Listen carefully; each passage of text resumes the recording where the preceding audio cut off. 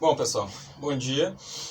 Nesse vídeo de hoje, eu pretendo fazer um vídeo bem curto, só sumarizando o que foi falado na última aula, que é sobre esse padrão chamado gradiente latitudinal de diversidade, né? Que se refere especialmente ao aumento da riqueza de espécies, o número de espécies, né? Das regiões mais polares ou temperadas do planeta em direção às regiões tropicais, ou seja, as regiões próximas à linha do Equador, né? Bom, esse padrão, apesar de ser muito conspícuo e bem conhecido, né, esse padrão ele já é conhecido há mais de 200 anos, né, os naturalistas antigamente já tinham percebido esse padrão, né, é bem intrigante, bem conspícuo. Então a gente tem Van Humboldt, nós temos o Darwin, temos vários naturalistas que já haviam percebido e ficado curiosos em saber por que esse padrão acontece. Apesar disso, né, apesar de nós termos aí mais de 200 anos de conhecimento desse gradiente latitudinal de diversidade, as causas, né, desse padrão ainda são bastante desconhecidas, são bastante debatidas na literatura, né? Então nós não temos uma resposta ainda sobre qual processo evolutivo ou ecológico gerou esse gradiente. O que nós temos são centenas de hipóteses que foram formuladas ao longo de todo esse período de tempo para explicar esse gradiente, né? Claro que muitas dessas hipóteses acabam evocando processos bem similares ou até o mesmo processo, muitas vezes, para explicar esse gradiente. Tem hipóteses que são bem diferentes umas das outras também. Então, na verdade, o que a gente pode fazer é sumarizar em algumas categorias, que é o que muitos autores fazem, né? Tentar categorizar em algumas poucas categorias todas essas hipóteses que já foram levantadas, pensando nos processos nos quais elas evocam, né? Assim, apesar de nós, claro, não sabermos a resposta ainda para esse padrão, nós temos, claro, todas essas hipóteses e temos algumas ideias do que poderia gerar esse padrão, né? O que acontece é que vários processos diferentes poderiam gerar algo similar e aí fica bem difícil de separar os processos, né? Os possíveis processos que podem ter gerado esse gradiente. Mas é claro que a gente sabe que tem alguns processos também que não poderiam ter gerado. Então, o que nós temos é um conjunto de possíveis, potenciais candidatos, processos que geraram esse gradiente e provavelmente no futuro, espero que próximo, nós consigamos separar melhor todos esses processos que já foram sugeridos para gerar esse gradiente. Bom, então como eu falei, os autores eles costumam categorizar, né, juntar várias dessas hipóteses em categorias menores ou mais abrangentes, né, categorias que englobem várias dessas hipóteses, simplesmente para organizar o nosso conhecimento. Mas é claro que essa categorização é totalmente arbitrária. Tem autores que categorizam em 9 categorias, autores que categorizam em 3 categorias, 2 categorias, 4 categorias, tá? E aqui eu vou apresentar dessa forma, com 4 categorias, né, que são mais ou menos grupos de hipóteses que já foram formuladas para explicar esse padrão, tá? Então nós temos 4 principais categorias, que são as categorias de hipóteses nulas, hipóteses históricas, as hipóteses evolutivas e as hipóteses ecológicas. Bom, as hipóteses nulas nada mais são, né, que hipóteses, na verdade, principalmente formulado por uma hipótese chamada Mid-Domain Hypothesis, ou Mid-Domain Effect, que é uma proposta que foi formulada no início da década de 90, e ela simplesmente afirma que muitos padrões que a gente pode observar na natureza são frutos simplesmente da distribuição aleatória das espécies. Quer dizer, as espécies estão se distribuindo de qualquer forma no planeta, e pelo planeta ter uma forma X ou Y, isso gera alguns padrões, porque devido a essa forma é mais fácil das espécies sobreporem sua distribuição em determinados locais, e isso pode gerar aumento da diversidade, tá? Essa hipótese, ela de fato, se nós formos fazer uma simulação simples, considerando a forma do planeta e a distribuição das espécies, nós veremos que, de fato, só pela distribuição aleatória das espécies a gente deveria ter algum aumento de diversidade em direção aos trópicos. Só que essa distribuição aleatória, ou esse modelo, ele falha em alguns aspectos importantes, né? Primeiro que ele não incorpora nenhum processo biológico de fato, nem evolutivo, nem ecológico. Então ele falha, por exemplo, em explicar por que as espécies têm o tamanho de distribuição que elas têm, ou então de onde surgiram tantas espécies, né? Porque afinal, se nós não tivéssemos um processo evolutivo, nós não teríamos todas as espécies que temos, não teríamos nenhuma espécie, né? Ou uma espécie. E, e também, né, para alguns grupos, esse modelo ele não explica muito bem o gradiente latitudinal de diversidade. Né? Então nós temos alguns grupos, inclusive, que nem tem o seu pico maior de diversidade nas áreas onde esse modelo iria prever. Então, apesar de explicar relativamente bem esse padrão, ele não explica 100% desse padrão e não se aplica a todos os grupos, e também tem algumas limitações em relação aos processos que estão por trás da ocorrência desse padrão.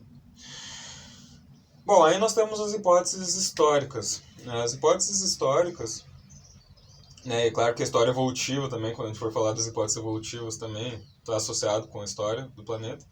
Mas quando o pessoal fala em hipóteses históricas, geralmente estão se referindo a processos de mudanças climáticas que aconteceram no planeta no passado, ou mudanças de tectônica de placas e outras mudanças ao nível geológico, né? E que não necessariamente têm um impacto direto sobre os processos de diversificação, mas que podem ter tido um efeito na criação desse gradiente latitudinal. Um exemplo clássico e bem debatido é o fato, qual é o impacto, né, que as glaciações que ocorreram durante o Pleistoceno tiveram na diversidade de espécies atual. Então a gente pode ter ainda um efeito do que aconteceu lá no período glacial. Bom, de fato nós temos que o último período glacial, a última fase máximo glacial terminou há muito pouco tempo atrás, né? E para muitos grupos é bem provável que nós ainda tenhamos um grande impacto do que aconteceu nas últimas glaciações na diversidade atual de espécies. Então, por exemplo, nós temos grupos que durante o período glacial estavam muito restritos às áreas próximas do Equador, e talvez esses grupos, desde que acabou a última glaciação, não tenham tido tempo para que todas as espécies se dispersassem para fora do Equador, né, a partir desse ponto até as áreas temperadas, ou para a maioria das espécies desses grupos que isso não tenha acontecido, né, ou então que não tiveram tempo dessas espécies que estão adaptadas às condições mais quentes do planeta de se adaptar a outras regiões do planeta, a outras temperaturas, outros regimes de precipitação. Então, quer dizer, talvez a gente ainda tenha um sinal da última glaciação na distribuição atual das espécies, e por isso nós tenhamos esse gradiente latitudinal de diversidade. Bom, qual o problema dessa explicação, né? O problema dessa explicação é que, na verdade, esse gradiente latitudinal ele existe há muito mais tempo do que as glaciações recentes que aconteceram no planeta Terra. Né? A gente sabe por estudos do registro fóssil que existem mais espécies nas regiões tropicais, pelo menos desde o final do Jurássico, ou seja, muito antes do ciclo mais recente de glaciações que nós tivemos no planeta. Então, provavelmente tem um impacto, né, das últimas glaciações na distribuição de espécies, mas talvez não seja a única coisa que afete a distribuição das espécies. Um outro problema dessa explicação é que nós temos, em ambientes, por exemplo, marinhos, nós temos muito mais espécies também nos trópicos, e nesse ambiente não existe muita limitação de dispersão, digamos, para as espécies não conseguirem sair dos trópicos em direção às regiões temperadas num período de tempo de mais de 10 mil anos. Então, com certeza, as espécies no ambiente marinho já tiveram tempo suficiente para se espalhar nesse ambiente, né, por todo o planeta, mas mesmo assim a maioria das espécies ainda se concentram nas regiões tropicais. Então, talvez as últimas glaciações não sejam a única coisa ou outros fatores geológicos ou climáticos, talvez passados, né, talvez não sejam a única coisa gerando esse gradiente latitudinal de diversidade. Bom, aí nós temos outras duas linhas principais, são a linha mais evolutiva, né, que o pessoal que trabalha com biologia evolutiva geralmente foca bastante nessas explicações, e nós temos as hipóteses mais ecológicas, né? Claro que essa divisão ecologia e evolução ela não é tão preto no branco, até porque a gente não pode pensar em ecologia sem pensar em evolução, e a evolução muitas vezes também é afetada pelas interações entre espécies e fatores ecológicos, né? Mas, de uma maneira geral, a gente pode separar essas hipóteses nessas categorias.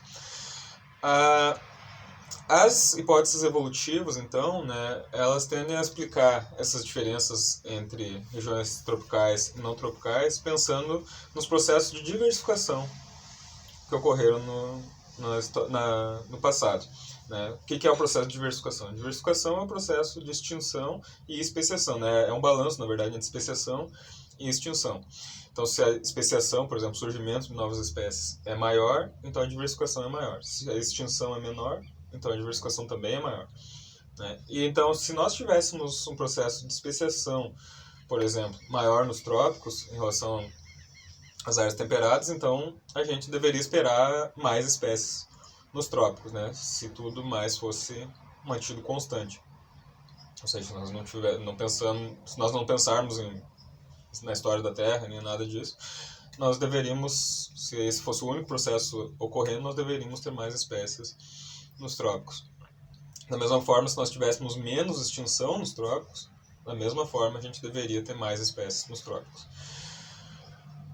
Bom, é óbvio que nós temos vários clados que têm maior diversificação nos trópicos, e a teoria metabólica da ecologia, por exemplo, também evoca esse processo de maior especiação nos trópicos para explicar o gradiente latitudinal de diversidade. E nós temos, claro, mais diversificação, mais especiação e uma evolução mais rápida, né? Uma diversificação e evolução também, né, mais rápida nos trópicos para vários clados, mas não para todos os clados. E tem muitos clados que, na verdade, não tem nenhuma relação da diversificação com o gradiente latitudinal. Por exemplo, para alguns grupos de mamíferos, nós temos algumas análises recentes sugerindo que, na verdade, o processo de especiação é maior fora dos trópicos. Ou seja, o maior número de espécies de mamíferos nos trópicos talvez seja explicado por um outro processo que não só faz com que nós tenhamos mais espécies nos trópicos, mas tem que contrabalancear o fato de estarem surgindo mais espécies fora dos trópicos. Ou seja, tem que ser um processo muito forte para não só acumular mais espécies nos trópicos, mas tem que ser um processo para contrabalancear o fato de estarem surgindo mais espécies fora dos trópicos. Né? Então quer dizer que, apesar de, claro, a diversificação poder gerar mais espécies nos trópicos, a gente não sabe se essa é o único fator gerando mais espécies nos trópicos também. Outra coisa, né, em relação aos processos evolutivos é que as taxas de extinção, por exemplo, na biologia evolutiva, na evolução, a taxa de extinção geralmente é tratada como um parâmetro do modelo e é estimada a taxa de extinção. Mas, de fato, tem processos mais finos, digamos assim, que estão por trás desses processos de extinção. Muitos desses podem ser, inclusive, ecológicos. Né? Então, o que as hipóteses ecológicas falam? Bom, as hipóteses ecológicas também é um conjunto enorme de possíveis candidatos, os processos aí dentro das hipóteses ecológicas para gerar o gradiente latitudinal de diversidade. As hipóteses ecológicas, a gente pode dizer que existem duas classes principais, assim, que seriam o aumento, né, que esse processo seria gerado pelo aumento do número de indivíduos nas regiões tropicais, ou seja, as regiões tropicais teriam mais indivíduos e por isso mais espécies. Eu já vou explicar por que isso geraria mais espécies. E também pelo fato das espécies terem nichos, né, terem adaptações mais estreitas, mais específicas, serem mais especializadas essas espécies nas regiões tropicais. Bom, primeiro, então, por que mais indivíduos nas regiões tropicais e por que isso geraria mais espécies? Bom, nas regiões tropicais do planeta, nós temos um ambiente mais quente, com maior pluviosidade, de uma maneira geral. Então, isso favorece o aumento da produtividade primária, né? A produtividade essa gerada pelos vegetais, né? Pelas plantas, que suportam um maior número de indivíduos. Né? Então, nós temos mais indivíduos por área, né? Nós temos mais indivíduos de plantas, mais indivíduos de animais, de bactérias, de fungos, de todos os organismos, de uma maneira geral. E quando nós temos mais indivíduos, a gente pode imaginar uma comunidade com 1000 indivíduos, por exemplo, essa comunidade de 1000 indivíduos, com muitos indivíduos, ela pode ser particionada em muitas espécies. Então, nós temos 1000 indivíduos que poderiam ser particionados, por exemplo, em 10 espécies com 100 indivíduos cada. Se nós estivéssemos numa região temperada com só 100 indivíduos na comunidade e uma espécie precisasse de 100 indivíduos para sobreviver, nós teríamos somente uma espécie.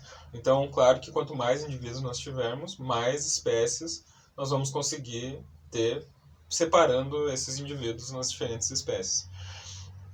Um processo mais biológico, digamos assim, por trás disso, seria também que se nós tivermos espécies e cada espécie tiver mais indivíduos, essas espécies vão ter mais dificuldade de serem extintas. Então, quer dizer, uma espécie com muitos indivíduos, ela sofre um processo de... Ela pode sofrer extinção, é claro, mas isso é mais difícil de acontecer e, se acontecer, provavelmente vai levar um período de tempo maior. Então, quer dizer que se nós demoramos muito tempo para extinguir as espécies, né, ou seja, a taxa de extinção é menor, então nós vamos, eventualmente, sempre ter mais espécies nessas regiões com mais indivíduos, que são as regiões tropicais. Então, isso é uma possibilidade. Em relação ao particionamento de nicho, o fato das espécies serem mais especializadas nos trópicos, isso também, mais uma vez, se as espécies têm um alto grau de especialização, elas conseguem coexistir no mesmo ambiente sem extinguir umas às outras, né? Porque elas não estão competindo, por exemplo, com os mesmos recursos, não estão ocupando o mesmo habitat. Então, essas espécies elas conseguem, no mesmo espaço, coexistir perfeitamente e não vão se extinguir umas às outras. Então, mais uma vez, a taxa de extinção das espécies vai ser menor se nós não tivermos uma competição tão intensa entre as espécies. Por que nós teríamos esse particionamento mais fino, digamos assim, do nicho nas regiões tropicais em relação às temperadas? Bom, existem várias possibilidades. Uma possibilidade é que as regiões tropicais elas têm um clima mais estável, tanto ao longo do período geológico, ao longo de um período de tempo grande, quanto também ao longo do próprio ano, né? Então, nas regiões tropicais, a sazonalidade é muito menos acentuada do que nas regiões temperadas, as regiões mais frias do planeta. Então, nas regiões tropicais, uma espécie ela pode, por exemplo, ter uma adaptação bem específica para uma variação de temperatura. Então, por exemplo, se a gente pensar ao longo da elevação dos Andes, por exemplo, nós vamos ter espécies que podem ocupar a região baixa dos Andes, outra espécie que vai ocupar a região mais alta, mais alta, mais alta, e ela pode ser bem especializada naquele intervalo de temperatura. Por que isso? Porque a temperatura não vai flutuar muito ao longo do ano. Então a espécie não vai precisar ter adaptações para outras temperaturas e ela consegue viver perfeitamente bem naquele localzinho com aquela mesma temperatura ao longo do tempo. Já nas regiões temperadas, em muitos locais, isso não pode acontecer porque nós temos uma grande flutuação sazonal. Então, qualquer espécie que ocorra nessas regiões, ela precisa estar adaptada a essas flutuações de temperatura. E, consequentemente, ela também tende a ter uma distribuição mais ampla porque ela pode ocupar áreas mais altas, mais baixas, já que ela é adaptada a todas essas condições. Bom, em suma, era isso, então, sumarizando, né? Era isso, então nós temos essas hipóteses, como a gente pode ver, as hipóteses, especialmente evolutivas, históricas e evolutivas ecológicas, elas têm uma grande sobreposição, porque os processos ecológicos podem, por exemplo, reduzir as taxas de extinção, e isso, pelos trabalhos evolutivos, é um parâmetro do modelo. Então não são coisas completamente separadas umas das outras. Mas, de uma maneira geral, são esses principais processos que nós temos para explicar o gradiente latitudinal de diversidade de espécies, e nenhum deles conseguiu, pelo menos até hoje, explicar de forma convincente completamente o gradiente latitudinal.